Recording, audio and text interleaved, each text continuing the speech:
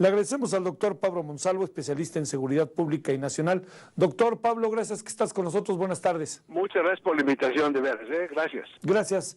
Pablo, ¿cómo ver todo esto que está pasando en el Estado de México? ¿Cómo ver que los presidentes municipales, entre ellos un presidente municipal, ahorita que informábamos de cómo el líder de autodefensas de Yurecuaro ordenó matar al alcalde de Tanguato, cómo ver estos asuntos que mantienen en vilo y junto con ellos, como entiendo que son muchos temas, Pablo, ¿no? Pero supongo que cada uno tiene como su espacio, cómo ver esta ola de asaltos, ¿no? A las joyerías, el estado de Morelos, los secuestros. ¿Qué alcanzas a ver, doctor? Bueno, yo alcanzo a ver que hay una inseguridad creciente en varios estados de la República, y los que sobresalen por su incidencia y por su repetición y por su gravedad que va creciendo, la gravedad, es el Estado de México, desde luego el Estado de Morelos y el Estado de Veracruz, independientemente de los estados que ya sabemos que anteriormente fueron atendidos, particularmente el Estado de Guerrero, en fin, los estados el Estado de Michoacán, particularmente Michoacán. Pero volviendo a lo que está ahorita, así de espantándonos tremendamente, es dos estados, el Estado de México y el Estado de Morelos. Yo creo que hace falta que el presidente de la República envíe un comisionado urgentemente a los dos estados, para que ponga orden, porque evidentemente pues hay un problema ahí de falta de coordinación, de falta de inteligencia, de falta de eficacia, no solamente por la ineficacia en sí, sino seguramente porque también hay corrupción. Así es que pues sí, hace falta que el presidente que ha visto y ha dado buenos campanazos en el campo de la seguridad pública, pues le meta mano, mandando a dos gentes que puedan poner orden en esa área, en esos dos estados que hay emergencia.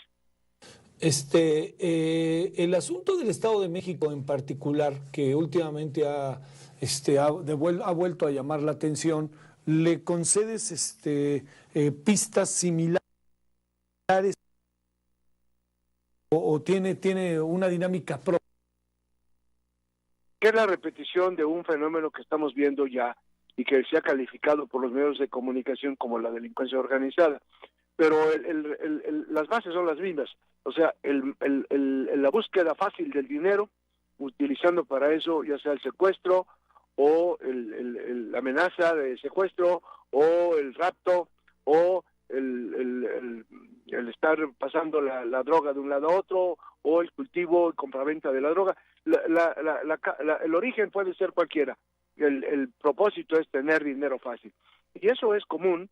No ha sido desde el hombre apareció en la tierra, pero como que ha tomado carta de ciudadanía en México en general como república y particularmente en los estados que mencionaste. Así es que yo creo que sí es un problema ahí que ya habíamos visto y que está tomando carta en el asunto, en donde el espacio se presta o bien para una acción en ausencia de una inteligencia ordenada, o de la corrupción, o juntas, donde hay corrupción y donde hay falta de inteligencia.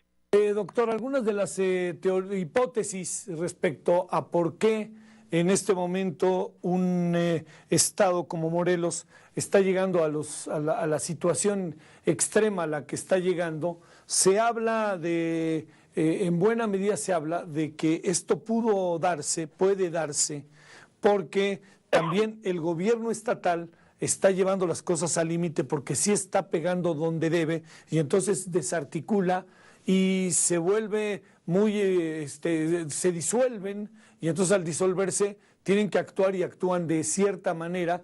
Ya no tanto es el crimen organizado en su máxima expresión, sino digamos hasta la tropa de quienes estaban metidos en los cárteles, para mencionar el caso concreto de tipo Beltrán Leiva, por mencionar algo.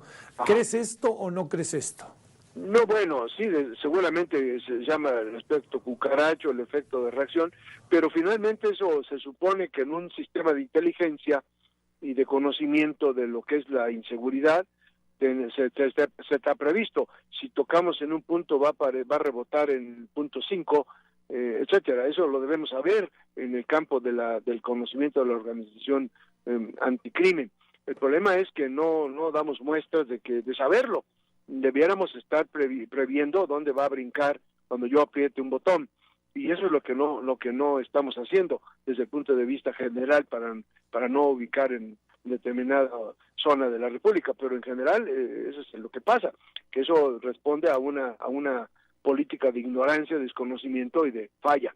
Entonces sí se requiere más especialización, más inteligencia, más sabiduría y más tino en las acciones, independientemente del asunto de luchar contra la corrupción interna de los órganos de seguridad. Ese es el punto. Sí, efectivamente, no se da respuesta a la acción de la delincuencia, que sí reacciona, pero debiéramos saber cómo va a reaccionar. Debiéramos saber. Sí, o sea, no, aquí digamos que sería un poco como el 1-2, si me permites, ¿no? O sea, sería si fuera una pelea de box, pues no nada más puedes dar un golpe, tienes que dar un golpe arriba y abajo, tienes que buscar la manera de noquear al adversario. Sí, no dejarlo que te rebote y que te provoque acciones como las que estamos viendo. Por supuesto. A ver, te planteo otra cosa. En el caso de la Ciudad de México ha habido una proliferación además del secuestro, ¿no? Está esta otra variable de que de repente empieza a aparecer como a menudo o con cierta frecuencia, para no exagerar, el hecho de que haya asaltos a joyerías. ¿Esto a qué se podrá deber o qué es lo que pasa, pues? Yo creo que es lo mismo, ¿no? Es cuando un nicho, en este caso de la delincuencia, encuentra facilidad para determinadas cosas, pues por ahí le da. O sea, el punto es que los negocios públicos, como es una joyería, pues es una tentación así muy obvia, como para poder, pues asáltame, ¿no? Y se presta mucho al autoasalto. No digo que lo sea porque yo no soy investigador, pero es obvio que los lugares donde aparecen artículos de alto valor a la luz pública, pues debía pensar la seguridad pública, los policías, los encargados de la seguridad, que son así como candidatos número uno para la delincuencia, porque están ahí los aparatos electrónicos caros, o las joyas caras, o los relojes caros. O sea, cuando yo pongo un negocio de esa naturaleza, pues debo pensar no solamente que el sector público me va a proteger, sino yo como negociante también debo tomar las medidas necesarias para proteger mi negocio. En este caso, a veces pareciera que inclusive se trata de unos autoasaltos o algo así, porque es demasiado frecuente, entonces algo está ahí fallando en este tipo de negocios, que es muy obvio que son una tentación abierta a cualquier delincuente, a cualquier situación que está buscando hacer negocio fácil. ¿Qué se hace con las joyas, Pablo? Pues las venden en el mercado negro, ¿no? Sí, ¿verdad? También eso es parte de la delincuencia. Parte de la delincuencia, uno de los negocios es el mercado negro. Se deshacen de ellas muy rápido. Sí, pero ¿tienen quién? Por ejemplo, los asaltos en carretera, asaltan por ejemplo, un camión con aparatos electrónicos, y en una hora ya lo remarcaron y ya lo están vendiendo en el mercado, aunque el camión lo abandonaron por ahí, pero ya el mercado, ya el producto que sacaron del camión ya está en el mercado, porque tienen la red, que está incluyendo con algunas autoridades que se prestan a eso, ¿no? Entonces sí, en 1 hora o 2 horas ya está ese producto robado, ya está en el mercado. Bueno, oye, por último, ¿de qué nivel de gravedad es el tema del secuestro en el país y particularmente en el DF? Yo creo que muy alto en general, muy alto. No tengo cifras exactas para comparar con el DF, pero en general es muy alto. Ya ha habido estudios sobre eso, y sí, es muy alto. Empezando por una cosa, porque los secuestros por su propia naturaleza no se denuncian en la mayoría de los casos, por razón misma del secuestro, porque quieren proteger a la familia. Entonces lo negocian en forma privada, y muchas veces cuando van a alguna autoridad mala autoridad, pues le dicen, pues negocie. Entonces es terrible, ¿no? Porque a veces la propia autoridad recomienda a la víctima o a las familiares de la víctima que negocien la liberación de su pariente. Entonces no se conoce con exactitud, porque los secuestros denunciados pues, son muy pocos, ¿no? Oye, el gobernador del Estado de México decía que él podía y que no necesitaba, pero ya se vio que no puede, ¿verdad?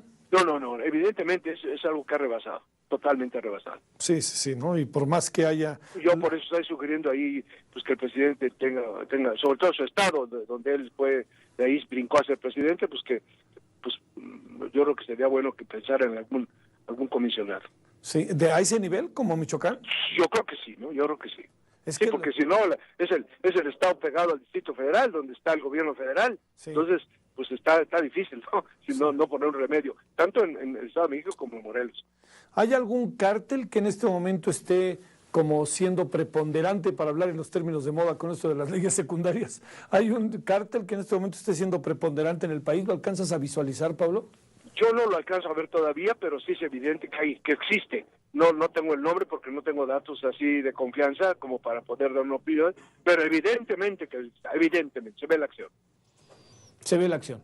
No tengo el nombre, pero se ve la acción. Es evidente que hay una coordinación súper que está mandando señales a los estados donde hay delincuencia, que es en muchos estados de la República.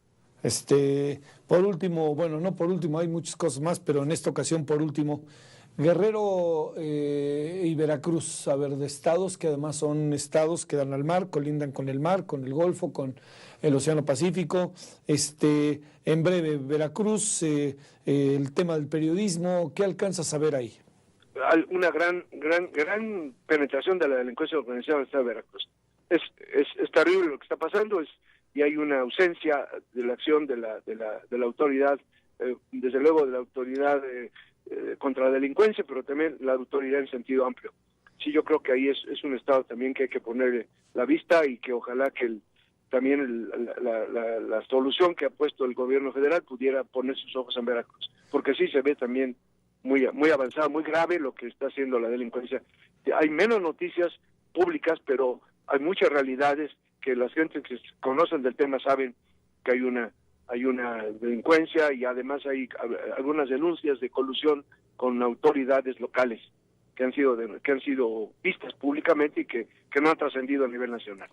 En el caso de Veracruz también está el tema de los periodistas, ahí sí, es donde está más ahí. ¿Qué ha pasado con el periodismo en México, Pablo? Se ha convertido en una profesión de alto riesgo. Pues, ¿qué fue lo que pasó? Porque los gobiernos hablan constantemente de la libertad de expresión y todas estas cosas. Pues sí, yo creo que es muy complejo ahí el fenómeno. El hecho es que una autoridad, en lugar de responder con el derecho en la mano y con acción dura, pues a veces se coluden, y a veces el periodista señala responsable no solamente al delincuente, sino a la autoridad, y entonces a veces la autoridad deja que suceda, porque tú sabes que finalmente la delincuencia es una guerra entre grupos.